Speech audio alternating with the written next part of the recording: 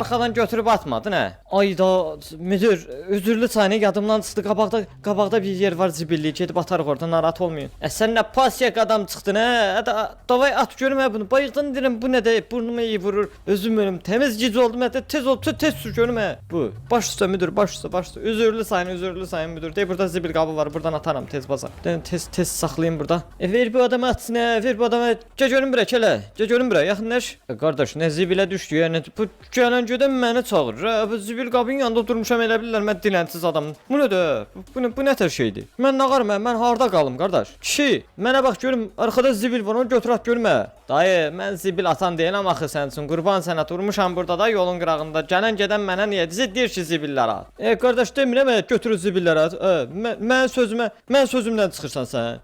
Yekə küsən abrın həyən olsun. Götür görüm arkadaşı zibillər at. Bu. Az görmə bagajı. Az görüm bagajı. Bagajı açılır ki, açım qardaş, açılır ki. Bagaj açılmır dostlar, nəysə.